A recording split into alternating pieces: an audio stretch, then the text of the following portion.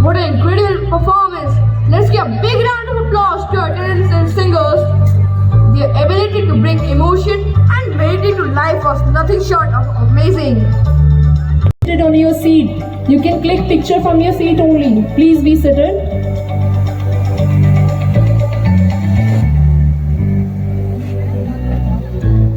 In the world of cyberspace, everything is not as safe.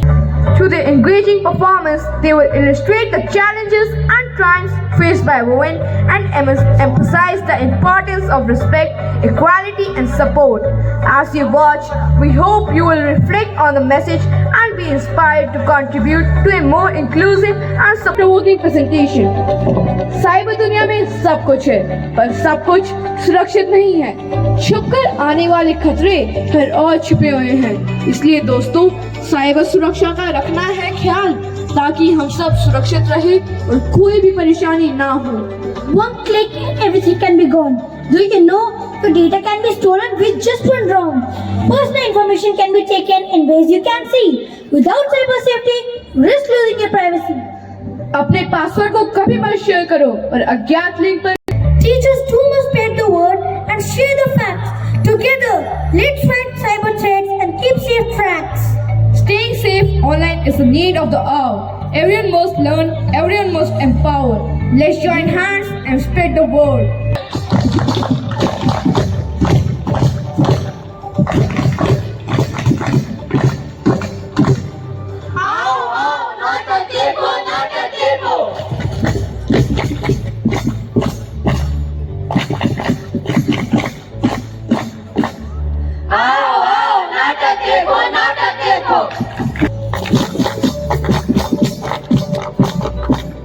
पीछे वाले आगे आओ, आगे वाले बैठ जाओ, आगे वाले बैठ जाओ, पीछे वाले आगे आओ।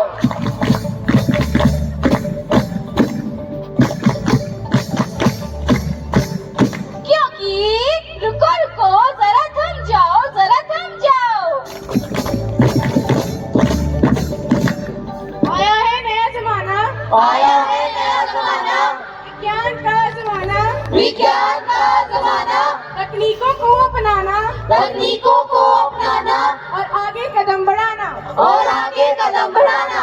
आया है नया जमाना, आया है नया जमाना। हे हे हे हे हे हे हे। ये साइबर क्राइम क्या है? ये तो आजकल के टेक्नोलॉजी लेस लोगों की समस्या है, समस्या। अच्छा, नया जमाना नया दौर है, सबका अपना स्टाइल है। जिधर भी नजर घुमाओ यारो, सबके हाथों में। आखिरी बार तुमने अपने दोस्तों को अच्छे खासे तोहफे कब भेजे थे? आखिरी बार तुमने कब अपने दोस्तों के साथ गप्पे लगाए थे? नहीं, गप्पे तो मैंने फेसबुक पर लाइव किए थे। यही तो नहीं करना है। सोशल मीडिया को पास लाने के चक्कर में खुद को दूर नहीं करना। नहीं करना, नहीं करना। हाँ तो क्या है? इस माहौल में युवा जो है वो भागीदारी अपनी अदा कर रहे हैं। आज देश के युवा 1 लाख से ज़्यादा स्टार्टअप्स ऑलरेडी चालू कर चुके हैं। चाइना से ज़्यादा हम स्टार्टअप्स में रेट ऑफ ग्रोथ है। तो आज जो स्कूल में पढ़ने हुए बच्चे हैं, उन सभी को मैं ये कहना चाहता हूँ, अपनी ड्रीम्स को अगर आपको फॉलो करना है तो सबसे अच्छा समय अभी है, क्योंकि आज भारत में पीएम मोदी की सरकार अवसर प्रोवाइड करती है। मैं स्कूल के एडमिनिस्ट्रेशन को भी धन्यवाद करना चाहूँगा कि वो एक्स्ट्रा कोकरिकुलर एक्टिविटीज़ पे काफ़ी ज़्यादा फोकस कर रहे हैं, जो एक ऑलराउंड डेवलपमेंट किसी भी स्टूडेंट के लिए सबसे महत्वपूर्ण होता है।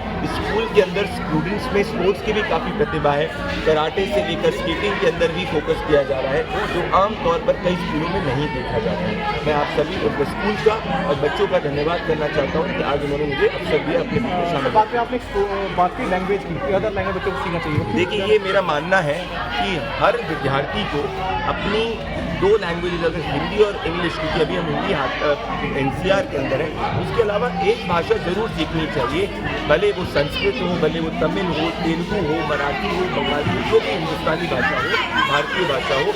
इससे उनके ऑलराउंड डेवलपमेंट में उनको फायदा होगा और उनको एक कल्चरली हमारे देश में कैसे हम यूनिटी एंड डाइवर्सिटी में एक है, उस पर उनको बल मिलेगा और उनके हैबिट होगा।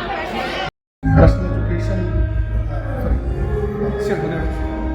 मेरा नाम डॉक्टर सत्यभूषण है, मैं NCERT में कार्यरत हूँ। सर NCERT की बात करें, खुद NCERT स्टूडेंट से हैं, मैंने खुद NCERT से, क्या डिफरेंट लगता है NCERT अदर सिलेबस में?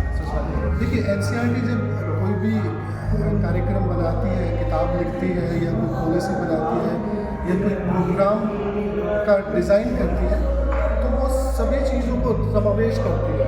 पूरी समावेशी जो फिलॉसफी है उसको लेके काम करती है और वो सिर्फ किसी एक पर्टिकुलर किसी एरिया में हो ऐसा नहीं करती।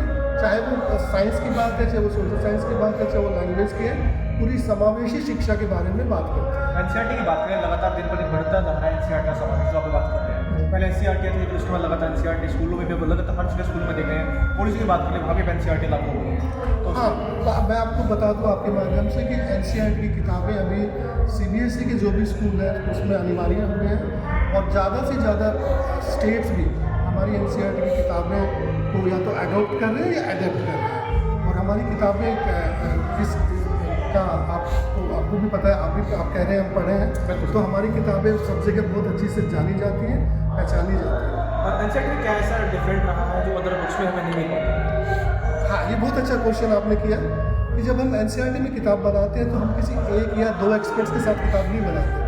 हम पूरे एक्सपर्ट्स, पूरे उसमें यूनिवर्सिटी के प्रोफेसर्स भी होते हैं, कॉलेज के प्रोफेसर्स भी होते हैं, स्कूल के टीचर भी होते हैं, NGO से भी लोग होते हैं, बहुत सारे लोगों का एक समागम होता है, बहुत सारे एक्सपर्ट्स होते हैं और सारी चीज़ों को बहुत ही बारीकी से देखा जाता है। और जैसा मैंने कहा कि पूरी चीज़ों को समावेश करके हर बच्चे के लिए उसमें सब कुछ होता है, चाहे वो बच्चा शहर का है, चाहे वो गांव का है, चाहे वो किसी ट्राइबल एरिया का है। आज वर्ल्ड स्कूल एनुअल डे में पहुँचे हैं, तो क्या कहना है बच्चों के लिए? देखिए, मुझे बहुत ही अच्छा लगा कि जो एक्सेलर वर्ल्ड स्कूल का जो कार्यक्रम था, जब हम कार्यक्रम देख रहे थे, बच्चों का जो प्रोग्राम देख रहे थे, उसमें सब कुछ था, sports, cultural activity, Indian knowledge system, उन सब का समावेश था। एक्सपीरियंशियल लर्निंग, इसी को हम एक्सपीरियंशियल लर्निंग कहते हैं। इसलिए हम कहते हैं कि स्पोर्ट्स होने चाहिए, प्रोग्राम होने चाहिए बच्चों के, और उसी के थ्रू जो बच्चे पढ़ते हैं वो वैल्यूज़ भी उनमें आती है, इंडियन नॉलेज सिस्टम भी उनमें आती है,